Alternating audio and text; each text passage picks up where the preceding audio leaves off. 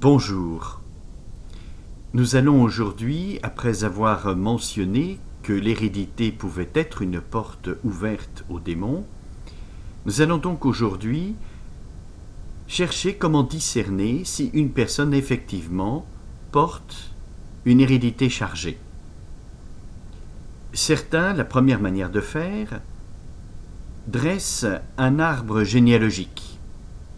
Et lorsque l'on repère qu'à chaque génération, il y a des choses lourdes et graves qui se produisent et qui se reproduisent, tels des accidents graves, mortels, des séparations, des divorces, des avortements, des maladies graves. On peut penser qu'il y a de génération en génération un lien, parce que les mêmes choses se reproduisent. Quelquefois, ce peut être des choses diverses, mais toujours graves, dans la même lignée. L'inconvénient de ce discernement, c'est qu'on ne peut pas remonter aussi loin que l'on veut dans l'arbre généalogique, et la loi de l'hérédité, nous savons bien que parfois elle peut sauter une génération, voire 2 générations. Si bien que ce discernement par l'arbre généalogique peut très bien se faire, mais lorsque la loi de l'hérédité saute 2 ou 3 générations, on voit moins bien qu'il y a un lien générationnel. Alors avec l'expérience et sur l'étude d'un très grand nombre de cas, j'ai pu discerner qu'il y avait des symptômes physiques auxquels on peut repérer qu'une personne porte une hérédité lourde. Ces symptômes physiques, bien sûr, chacun pris séparément, peut avoir des causes multiples et variées.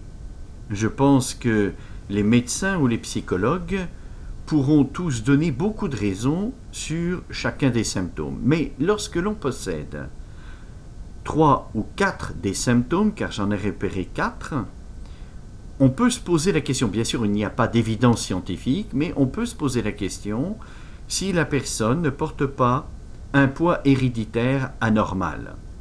Et de fait, en entreprenant des démarches que je vous expliquerai dans une prochaine vidéo, eh bien, à 95% des cas, disons, les personnes se sont senties soulagées d'un poids et leur vie s'est considérablement améliorée et surtout, pour les personnes chrétiennes, leur relation à Dieu s'est beaucoup améliorée également. Donc, ces symptômes sont 4. Encore une fois, il n'y a pas d'évidence scientifique, de lien scientifique entre ces symptômes et l'hérédité chargée. Mais c'est l'expérience empiriquement qui permet de l'affirmer. Le premier symptôme est de ressentir dans la nuque, parfois, des petites douleurs ou des raideurs. Quand je dis parfois, ça peut être extrêmement rare, une fois par mois, ou ça peut être beaucoup plus fréquent tous les jours. Donc c'est extrêmement variable. Les douleurs à la nuque, encore une fois, il y a beaucoup d'autres causes qui peuvent l'expliquer. Et ces douleurs à la nuque ne sont pas provoquées ni par des vertèbres déplacées, ni par un torticolis qu'on aurait pris, un froid sur la nuque, et ni par l'arthrose. Donc, en général, ces douleurs de nuque, même si on les fait voir par un ostéopathe, par un kinésithérapeute, on peut être soulagé temporairement, mais tout revient comme précédemment, quelques jours après, voire quelques heures après. Ça peut être aussi un autre signe que l'on porte une hérédité lourde. Le deuxième signe, c'est de ressentir au niveau des épaules comme une lourdeur. Et encore une fois, pas en permanence, mais parfois, le parfois ayant la même signification que précédemment. Comme si les épaules tombaient. Le troisième symptôme, c'est de ressentir